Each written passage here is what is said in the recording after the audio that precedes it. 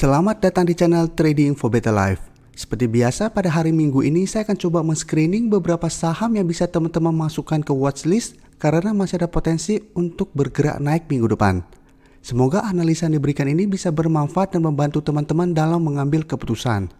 Untuk teman-teman yang mau merequest saham untuk dianalisa, bisa like dan komentar pada postingan Instagram Trading for Better Life yang dipost setiap hari Selasa dan Jumat. Dan bagi teman-teman yang belum subscribe channel ini, silakan tekan tombol subscribe agar tidak ketinggalan informasi dan analisa saham terbaru yang akan diupload setiap harinya.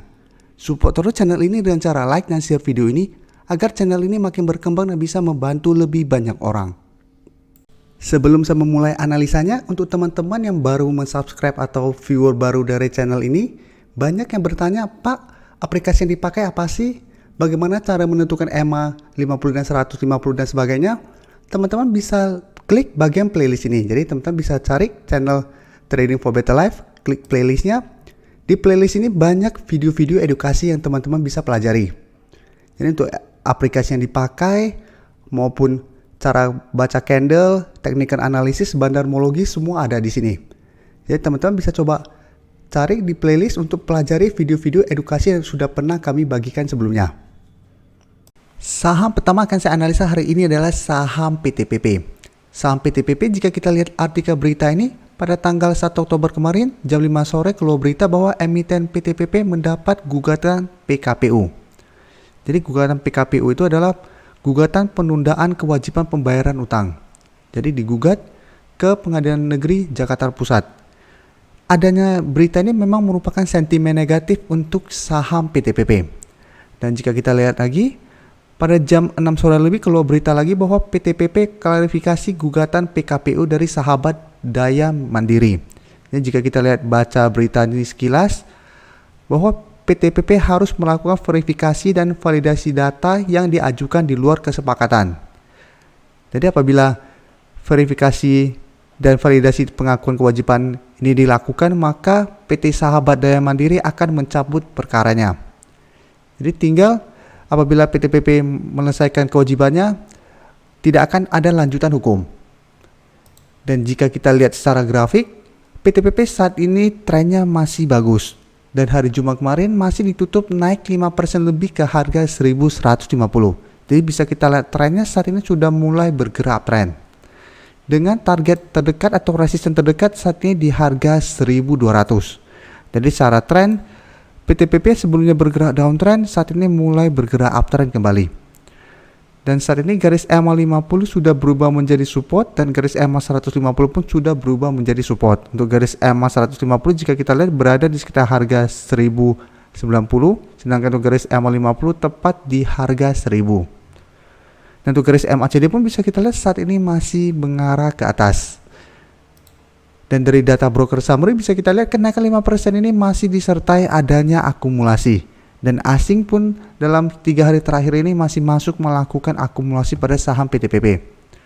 Jadi walaupun ada berita tersebut, menurut saya PTPP masih sangat layak untuk di hold apabila teman-teman sudah punya saham ini di sekitar harga 1000 atau di bawah harga 1000. Karena memang masih ada potensi untuk bergerak naik. Dan di minggu depan PTPP masih ada potensi untuk naik mengetes resisten di harga 1200. Apabila berhasil break, maka target berikutnya adalah di harga 1400. Jadi apabila teman-teman mempunyai saham ini dan ingin hold saja selama masih bertahan di atas garis EMA 50. Sedangkan untuk teman-teman yang baru mau entry, memang saat ini kenaikan PTPP sudah lumayan tinggi. Jadi apabila teman-teman mau entry, saran saya sebaiknya tunggu kembali di sekitar garis EMA 150. Apabila PTPP terkena pullback menyentuh garis EMA 150 dan berhasil rebound, teman-teman baru ikutan entry untuk lebih amannya. Selanjutnya saya akan coba menganalisa anak perusahaan dari PTPP, yaitu PPRE. Bisa kita lihat secara tren PPRE untuk tren jangka menengahnya masih bergerak uptrend. Tapi untuk 2 minggu terakhir ini jika kita lihat PPRE masih bergerak sideways. Dan terlihat masih kesulitan untuk naik menembus resisten di harga 230. Jadi hari Jumat kemarin PPRE masih naik 2% lebih ke harga 226. Tapi jika kita lihat 2 minggu terakhir ini berusaha untuk naik di atas harga 230 selalu gagal break. Sedangkan untuk support terdekat bisa kita lihat berada di sekitar harga 210. Sedangkan untuk support EMA 50 di harga 202 dan garis EMA 150 di harga 196. Jadi memang secara tren saat ini masih sideways untuk tren jangka pendek, tapi untuk tren jangka menengah masih uptrend. Dan untuk garis MACD jika kita lihat saat ini malah mengarah ke bawah. Dan jika kita lihat data broker summary, kenaikan 2% ini disertai sedikit distribusi. Dan asing malah terlihat melakukan sedikit akumulasi. Jadi dari data yang kita dapat saya lihat PPRI minggu depan masih ada potensi untuk berusaha naik di atas 230. Jadi masih berusaha untuk break dari resisten ini. Apabila berhasil break, maka target berikutnya ada di harga 250. Tapi teman-teman harus hati-hati karena sudah beberapa kali berusaha break. Apabila masih gagal break, PPRI ada potensi untuk balik kembali mengetes support di harga 210. Jadi bisa kita lihat beberapa kali berusaha untuk naik di atas harga 230 gagal break. Setelah itu turun kembali mengetes support di harga 210. Tapi masih bisa rebound dari support ini. Jadi apabila teman-teman saat ini baru mau entry membeli saham ini, sebaiknya wait and see dulu karena saat ini dekat dengan resisten. Entry apabila berhasil breakout dari resisten harga 230 atau tunggu kembali di support di harga 210 untuk lebih amannya. Sedangkan untuk teman-teman yang ingin menghold saham ini dan telah berhasil membeli di bawah harga 200, hold saja selama saham ini masih berada di atas harga 200. Berikutnya saya akan menganalisa saham Pewon. Saham Pewon hari Jumat kemarin naik 0,83% ke harga 488. 1-2 minggu lalu saya sudah menganalisa saham ini dan saya menyarankan untuk pantau saham Pewon karena memang secara tren sudah mulai bergerak naik atau sudah mulai bergerak uptrend karena sudah berhasil break dari garis EMA 50 dan 150.